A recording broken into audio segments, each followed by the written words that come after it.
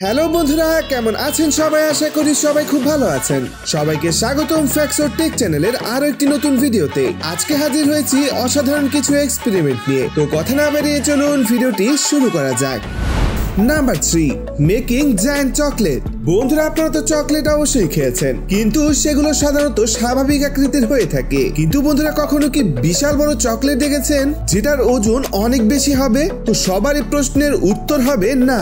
তো বন্ধুরা, আজকের এই এক্সপেরিমেন্টে এমন একটি চকলেট তৈরি করা হবে যেটা এত বড় হবে যে সেটা আপনি কল্পনা করতে পারবেন না, যার ওজন 5 কেজিরও বেশি। তো বন্ধুরা, কিভাবে এই বিশাল বড় চকলেট তৈরি করা হবে চলুন এক নজরে দেখে আসি।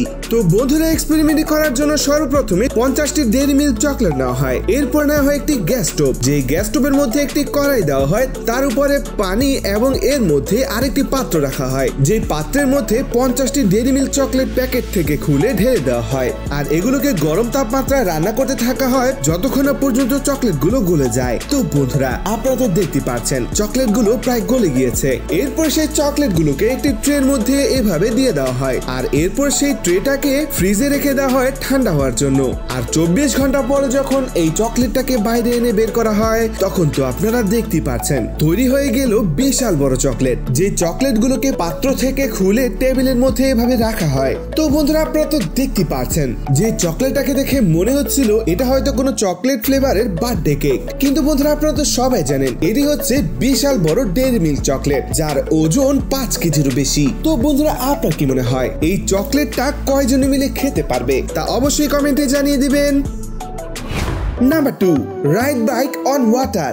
তো বন্ধুরা, বাইক সাধারণত রাস্তার মধ্যে চলে থাকে, কিন্তু বন্ধুরা পানির মধ্যে বাইক চালালে কি হবে? এখন সবাই বলবেন বাইক তো পানির মধ্যে ডুবে যাবে। কিন্তু বন্ধুরা, আজকের ভিডিওর এই 2 নাম্বার এক্সপেরিমেন্টে একটি বাইককে পানির মধ্যে চালানো যাবে, যে বাইকটি পানির মধ্যে ভেসে থাকবে। তো সেটা কিভাবে সম্ভব হবে চলুন এই এক্সপেরিমেন্ট থেকে দেখে আসি। তো প্রথমে এই এক্সপেরিমেন্ট করার জন্য 4টি বিশাল বড় বড় ড্রাম নিয়ে নেওয়া হয়। এরপর নেওয়া হয় 4টি লোহার লম্বা লম্বা দণ্ড, আর এরপরে একটি বাইক নেওয়া হয়। এই বাইকের মধ্যে সেই লোহার দণ্ডগুলোকে লম্বা লম্বি ভাবে বেঁধে দেওয়া হয়, আর এরপরে অপর 2টি দণ্ডকেও সেই বাইকের সাথে লাগানো লোহার দণ্ড দুটোর সাথে লাগিয়ে দেওয়া হয়। আর এরপর সেই লোহার ফ্রেমগুলোর 4 কোণার চারদিকে 4টি ড্রাম রশি দিয়ে ভালোভাবে বেঁধে দেওয়া হয়। আর বন্ধুরা, আপনারা তো দেখতে পাচ্ছেন সবশেষে তৈরি হয়ে গেল ভাসমান বাইক। যে বাইকটাকে যখন পানির মধ্যে নিয়ে যাওয়া হয়, আপনারা তো তখন দেখতে পাচ্ছেন বাইকটি অনায়াসে পানির উপরে ভাসছিল।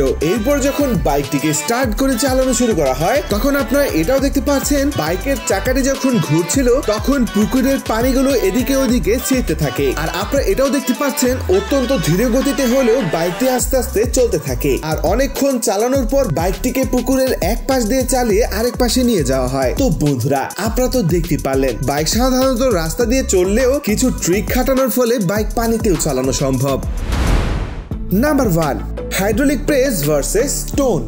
বন্ধুরা, আপনারা তো সবাই জানেন হাইড্রোলিক প্রেস কতটা শক্তিশালী হয়ে থাকে, যেটা যে কোনো জিনিসকে একেবারে দুমড়ে মুচড়ে ফেলতে পারে। তখন কি হবে? যখন হাইড্রোলিক প্রেসের নিচে শক্তিশালী পাথর রেখে চাপ দেওয়া হবে, তখন কি শক্তিশালী হাইড্রোলিক প্রেস পাথরকে ভাঙতে পারবে, নাকি হাইড্রোলিক প্রেসটি ভেঙে যাবে? তো চলুন এই এক্সপেরিমেন্ট থেকে দেখে আসি। তো প্রথমে হাইড্রোলিক প্রেসের নিচে এমনই গোলাকার একটি পাথর রেখে চাপ দেওয়া হয়, আর আপনারা দেখতে পাচ্ছেন এই পাথরটা এতই দুর্বল ছিল যে হাইড্রোলিক প্রেস মাত্র 10 টন চাপ সহ্য করে পাথরটি ভেঙে যায়। আর বন্ধুরা, এরপরে হাইড্রোলিক প্রেসের নিচে সবচেয়ে শক্তিশালী পাথরটি রেখে চাপ দিতে শুরু করা হয়। আর আপনারা দেখতে পাচ্ছেন হাইড্রোলিক প্রেসটি যখন এই পাথরের মধ্যে 20 টন 30 টন 40 টন চাপ দেয়, তারপরও পাথরটি ভাঙে না। আর বন্ধুরা, সবশেষে যখন এই পাথরের মধ্যে হাইড্রোলিক প্রেসটি 95 টন চাপ দেয়, তখন সাথে সাথে সেই পাথরটি ভেঙে যায়। তো বন্ধুরা, আপনারা তো বুঝতেই পারছেন পাথরটা কতটা মজবুত ছিল, যেটা হাইড্রোলিক প্রেসের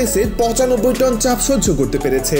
আর বন্ধুরা, আপনারা এটাও দেখতে পারলেন একটি হাইড্রোলিক প্রেস কতটা শক্তিশালী হয়ে থাকে, যেটা একটি পাথরকেও দুমড়ে মুচড়ে ফেলতে পারে। তো বন্ধুরা, এই ছিল আজকে 3টি অসাধারণ এক্সপেরিমেন্ট। এই 3টি এক্সপেরিমেন্ট থেকে আপনার কাছে কোন এক্সপেরিমেন্টটি সবচেয়ে বেশি ভালো লেগেছে তা অবশ্যই কমেন্টে জানিয়ে দিবেন। আর নেক্সট ভিডিওতে আপনারা কোন এক্সপেরিমেন্টটি দেখতে চান তা অবশ্যই কমেন্টে জানিয়ে দিবেন।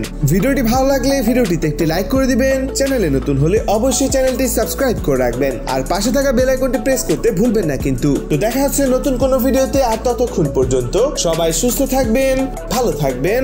আল্লাহ হাফেজ।